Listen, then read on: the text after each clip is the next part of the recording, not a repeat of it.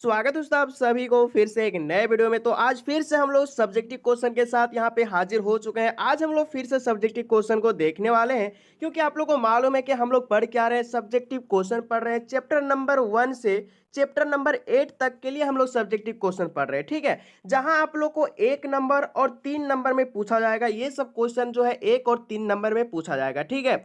आप लोग को मालूम है पार्ट 1 वीडियो और पार्ट 2 वीडियो हम लोग कंप्लीट देख चुके हैं। इसमें हम लोग टोटल 10 क्वेश्चन को देखे हैं, ठीक है। तो आज फिर से हम लोग 5 क्वेश्चन को देखने वाले हैं, तो आप लोगों को दिल थाम करके बैठना है, ठीक है। और ज्यादा से ज्यादा वीडियो को शेयर करना है हर एक दोस्तों को गाइस, ठीक है। और वीडियो को लाइक कर दीजिए वीडियो को आगे बढ़ाने से पहले, ठीक है, क्योंकि आप लोग भूल जाते हैं, आप लोगों को मालूम है। क्लियर? तो वीडियो को लाइक कर दीजिए। अब चलते हैं वीडियो में। तो आज का जो वीडियो का फर्स्ट क्वेश्चन है, क्या फर्स्ट क्वेश्चन कि what is different between call by value and call by reference.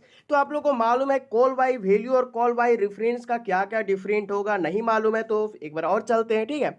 तो पहला आप लोग यहाँ पे क्या करेंगे, लिख लेंगे हेडिंग कॉल बाय वैल्यू, ठीक है। तो आप लोग को मालूम है कि पॉइंट वाइज इसका आंसर नहीं आएगा, तो हम लोग क्या करेंगे, हम लोग हेडिंग बना करके लिखेंगे। क्लियर? तो पहले देखिए, आप लोग समझ लीजिए कि कॉल बाय वैल्यू और कॉल बाय रेफरेंस होता क्या है। क्लियर? कॉल बाय वैल्यू क्या बोल रहा है कि जो मेरे अंदर इनपुट हो रहा है उसी को हम क्या करेंगे, आउटपुट कर देंगे, ठीक है। अगर मैं यहाँ पे 100 इनपुट कर रहा हूँ तो आउटपुट क्या निकलेगा, 100 ही निकलेगा। अगर मैं यहाँ पे 200 कर रहा हूँ तो इसका आउटपुट क्या निकलेगा, 200 निकलेगा। अगर आप अपना यहाँ पे नाम लिख दिए तो आपका आउटपुट भी नेम ही आएगा, ठीक है। तो आप लोग को चेंज नहीं होगा किसमें, कॉल बाय वैल्यू में। और कॉल बाय रेफरेंस क्या बोलता है कि मेरे अंदर जो वैल्यू आएगा उसको हम चेंज करके क्या करेंगे, डिस्प्ले करेंगे, मतलब कि वैल्यू को हम चेंज कर देंगे। क्लियर? तो मैं आप लोग को जब चैप्टर पढ़ा रहा था तो आप लोग को एक उदाहरण दिए थे हम दोस्त वाला, ठीक है, कि आप लोग 100 रुपया किसी से क्या किए हैं, उधार लिए हैं, ठीक है। आप क्या किए हैं, 100 रुपया किसी से उधार लिए हैं, तो आप क्या करेंगे, 100 रुपया ही उसको क्या करेंगे, हम लोग देंगे, ठीक है, उससे ना ज्यादा ना कम। तो ये हमारा क्या हो गया, कॉल बाय वैल्यू। अगर आप क्या करेंगे कि 100 से ज्यादा दे देंगे तो वो क्या हो जाएगा, वो हमारा हो जाएगा कॉल बाय रेफरेंस, क्योंकि ये क्या कर रहा है, चेंज कर रहा है, ये चेंज नहीं कर रहा है।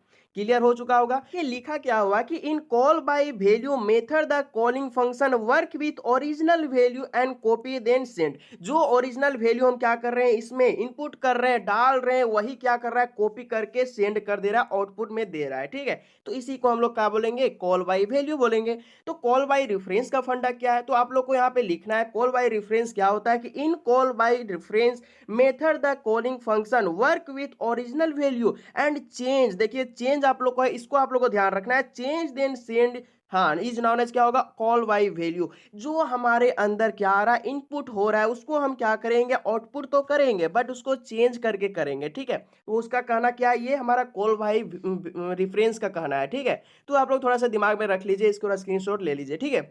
अब चलिए अगला क्वेश्चन, अगला क्वेश्चन क्या बोल रहा है, what is different between procedural programming and object oriented programming. इन दोनों को क्या करना है, हमको डिफरेंट करना है, ठीक है। तो ये क्वेश्चन थोड़ा सा क्या पॉइंट वाला आंसर बनेगा, इसीलिए हम क्या किए हैं, लाइन खींच करके दिए हैं, ठीक है। तो पहला में आप लोग को लिखना है प्रोसीड्यूरल प्रोग्रामिंग पैराडिग्म, इसमें लिखना ऑब्जेक्ट ओरिएंटेड प्रोग्रामिंग, ठीक है। तो देखिए पहला पॉइंट क्या बनता है कि the procedural programming paradigm is known as procedural oriented programming, जिसको हम लोग शॉर्ट में पीओपी भी बोलते हैं, ठीक है। तो देखिए प्रोसीड्यूरल प्रोग्रामिंग पैराडिग्म जो है इसका शॉर्ट होता है पीपीपी, ठीक है। बट इसको एक और नाम से जानेंगे, पीओपी। इसी का मतलब फंडा यही है, ठीक है। The procedural programming paradigm is known as क्या होगा, प्रोसीड्यूरल ओरिएंटेड प्रोग्रामिंग होगा, पीओपी हो जाएगा। तो पहला पॉइंट हम लोग का कंप्लीट हो चुका है। दूसरा पॉइंट क्या है कि the C language is known as procedural programming paradigm, ठीक है। तो इसी को हम लोग पीपीपी बोलेंगे, जस्ट अभी हम आप लोग को बताए थे, ठीक है। तो ये सी लैंग्वेज में होगा, ठीक है, सी प्लस प्लस में नहीं। आप लोग को मालूम है ना कि सी प्लस प्लस जो है वो दो लैंग्वेज से मिलकर के बना, एक सी लैंग्वेज, एक सिमुला 67 लैंग्वेज। क्लियर? अगला पॉइंट देखिए, the main feature of PPP is function. इसका फीचर क्या है, फंक्शन है। क्लियर? अगला पॉइंट देखिए, आप लोग को 4 पॉइंट लिखना है कि in PPP the program reading approach in top to bottom. जो हमारा पीपीपी है, मतलब इसका पूरा नाम क्या होता है, प्रोसीड्यूरल प्रोग्रामिंग पैराडिग्म होता है। तो ये जो वर्क करता है, ये जो रीडिंग करता है ना, टॉप टू बॉटम करेगा, ऊपर से नीचे की ओर करेगा। तो ये आप लोग को थोड़ा खोपड़ी में घुसा लेना है, ठीक है। अब देखिए ऑब्जेक्ट ओरिएंटेड प्रोग्रामिंग क्या क्या फंडा इसका होता है, तो पहला पॉइंट में आप लोग को यही हो जाएगा कि ऑब्जेक्ट ओरिएंटेड प्रोग्रामिंग का शॉर्ट नेम क्या होता है। आप लोग को मालूम है, बहुत ही इजी है। The short name of object oriented programming is क्या होगा, ओओपी हो जाएगा, ठीक है। और इसका शॉर्ट नेम क्या होता है, पीओपी होता है या फिर पीपीपी होता है। आप लोग का एक और पॉइंट बन सकता है, ठीक है। अगला पॉइंट देखिए, the C plus plus language is known as क्या होगा, ऑब्जेक्ट ओरिएंटेड प्रोग्रामिंग। ये जो हमारा सी प्लस प्लस लैंग्वेज है ना, इसी को तो हम लोग ऑब्जेक्ट ओरिएंटेड प्रोग्रामिंग बोलते हैं, बहुत बार पढ़े हैं। अगला पॉइंट देखिए, the main feature of OOP is known as क्या होगा, ऑब्जेक्ट। इसका जो फीचर है क्या, ऑब्जेक्ट है। इसका फीचर क्या है, फंक्शन है। तो आप लोग थोड़ा सा दिमाग में रखेंगे, ठीक है। अगला और लास्ट पॉइंट आप लोग को क्या है कि in OOP the function reading approach क्या करेगा, जस्ट उल्टा बॉटम टू अप। क्या करेगा कि ओओपी जो है ना, वो क्या करता है, आप लोग को नीचे से ऊपर की ओर रीडिंग करता है। और ये क्या कर रहा था, पीपीपी जो है क्या कर रहा था, ऊपर से नीचे की ओर कर रहा था। इतना ही आप लोग को ध्यान में रखना है।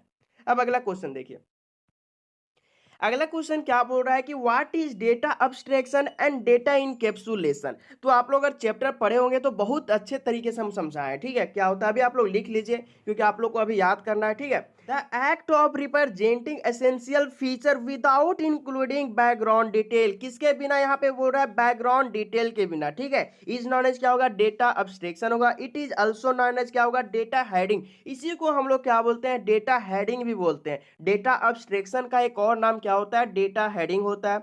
अगला पॉइंट देखिए, डेटा इनकैप्सुलेशन, बहुत ही आसान है, क्या होता है, ठीक है। हम आप लोग को रटाए भी थे। The process of wrapping, wrapping का मतलब क्या होता है, बांधना होता है, ठीक है। किसको किसको बांधेगा, ये आप लोग को नहीं, ठीक है। ये किसको किसको बांधेगा, ये data member and member function को एक सिंगल यूनिट में बांधेगा। क्या करेगा, सिंगल यूनिट में बांधेगा। उसी को हम लोग क्या बोलेंगे, डेटा इनकैप्सुलेशन बोलेंगे, ठीक है। तो देखिए लिखा क्या हुआ है, the process of wrapping data member and member function is, ये सिंगल यूनिट इज नाउन है क्या होगा, डेटा इनकैप्सुलेशन हो जाएगा। तो इसको आप लोग लिख लीजिए, ठीक है। अगला क्वेश्चन क्या बोल रहा है, what is class and object. आप लोग को दोनों के बारे में पूछ रहा है, क्लास और ऑब्जेक्ट। बहुत ही आसान है गाइस, ठीक है। आप लोग को थोड़ा सा, आप लोग को थोड़ा ध्यान में रखना होगा। देखिए जो क्लास है ना, समझ लीजिए आप लोग का क्लास का रूम है, ठीक है। क्लास जो है आप लोग पढ़ते हैं आप लोग कॉलेज में, तो आप लोग का जो रूम है ना, उसी को आप लोग क्लास समझ लीजिए, ठीक है। तो उसमें हमारा क्या होता है, क्लास के अंदर बहुत लोग होते हैं, बेंच होता है, कॉपी होता है, आप लोग रहते हैं, तो उसी को हम लोग ऑब्जेक्ट बोलेंगे। और क्लास हमारा क्या होगा, क्लासरूम होगा, ठीक है। तो ये आप लोग को डेली लाइफ वाला क्या है, एग्जाम्पल है। तो देखिए लिखा क्या हुआ है कि the binding of data member and member function in single unit is known as क्या होगा, क्लास होगा। किसको किसको बांधता है, ये बांधता है डेटा मेंबर को और मेंबर फंक्शन को एक सिंगल यूनिट में, उसी को हम लोग क्लास बोलते हैं। ऑब्जेक्ट क्या बोल रहा है, देखिए एन इंस्टेंस ऑफ ये क्लास इज नॉन एज क्या होगा, ऑब्जेक्ट। इंस्टेंस का मतलब क्या होता है, एलिमेंट होता है, ठीक है। तो जो हमारा क्लास का एलिमेंट होता है ना, क्लास का एलिमेंट को ही हम लोग क्या बोलेंगे, ऑब्जेक्ट बोलेंगे। यही आप बोल रहे हैं। अगर ये आप लोग याद नहीं रख पाते तो एक और देखिए, इन अदर वर्ड में लिख दिए हैं कि the short name of class is known as क्या होगा, ऑब्जेक्ट होगा। मतलब कि जो हमारा क्लास का शॉर्ट नेम होगा उसी को हम लोग ऑब्जेक्ट बोलेंगे।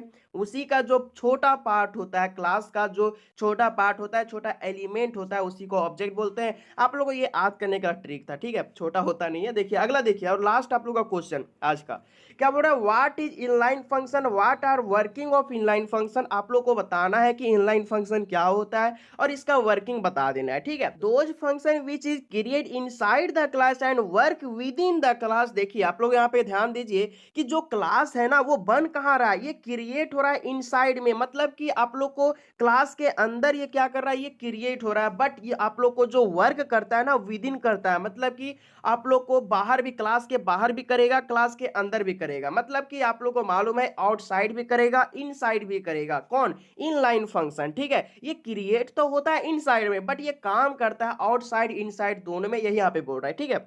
The class is known as inline function but can, हाँ, इज वर्क इज आउटसाइड। जो इनलाइन फंक्शन है ना, वो क्या हो रहा है, इनसाइड में ही क्रिएट हो रहा है, बट यहाँ पे क्या हो रहा है, आउटसाइड में एक काम करता है, वही यहाँ पे बोल रहा है, ठीक है। उसके बाद देखिए इसका वर्किंग, ठीक है। वर्किंग क्या क्या होता है, इसका वर्किंग बोल रहा है, वर्किंग ऑफ इनलाइन फंक्शन। देखिए आप लोगों को क्या क्या वर्किंग है, there are many different type of working inline function. बहुत सारा इसका वर्किंग होता है, बट आप लोग को तीन ही यहाँ पे लाए, ठीक है। क्योंकि 3 नंबर में पूछेगा तो ज्यादा लिखने से कोई जरूरत नहीं है, क्योंकि आप लोग का टाइम वेस्ट होगा, ठीक है।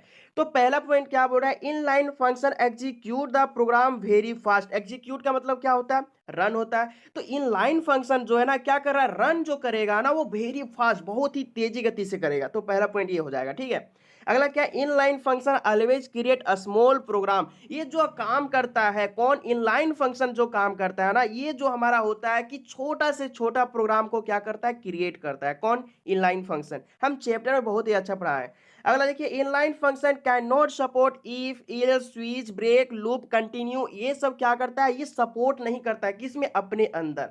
इनलाइन फंक्शन का ये फंडा आप लोग जरूर याद रखिए, ठीक है। ये जो सपोर्ट कौन कौन नहीं करता है आप लोग को जरूर लिखना है, ठीक है। तब आप लोग को थोड़ा जो एग्जामिनर रहेगा ना, जो कॉपी चेक करेगा, वो खुश हो जाएगा कि आप लोग कंप्यूटर साइंस पढ़े हुए हैं, ठीक है। तो ये एग्जाम्पल आप लोग थोड़ा सा याद कर लीजिए। तो आप लोग है ना, आप लोग स्क्रीनशॉट मारिए और आप लोग को क्या करना है कि नोट्स करते जाइए। ये आप लोग को जब खत्म हो जाएगा, हाँ, चैप्टर 1 से चैप्टर 8 तक के लिए अगर आप लोग को ये सारा क्वेश्चन खत्म हो जाएगा तो मैं क्या करूंगा, आप लोग को टेलीग्राम में क्या करूंगा, भेज दूंगा, ठीक है। एक वीडियो में आप लोग को पूरा खत्म हो जाएगा इंपॉर्टेंट क्वेश्चन, 1 से 8 तक के लिए इंपॉर्टेंट क्वेश्चन खत्म। उसके बाद फिर से हम लोग 9 नंबर क्वेश्चन से स्टार्ट करेंगे और फिर हम लोग इंपॉर्टेंट क्वेश्चन देखेंगे। मतलब कि ताबड़तोड़ तरीके से आप लोगों को क्या हो रहा है कि कंप्यूटर साइंस में तैयारी हो रहा है, ऑब्जेक्टिव विद सब्जेक्टिव दोनों के साथ, ठीक है। ऑब्जेक्टिव के लिए भी लाएंगे अभी, और हम आप लोग के लिए नया नया क्वेश्चन बना रहे हैं, ठीक है। उसके लिए टेंशन नहीं लेना है। और आप लोग को मैं बोला था कि क्या कर रहा हूँ कि प्रीवियस ईयर वाला क्वेश्चन भेज रहा हूँ, तो मैं भेज चुका हूँ। आप लोग जाइए देखिए और आप लोग थोड़ा नोट्स भी कर लीजिए अगर आप लोग बनाना चाहे तो, ठीक है। मिलते हैं अगली वीडियो में, तब तक बाय बाय, टेक केयर।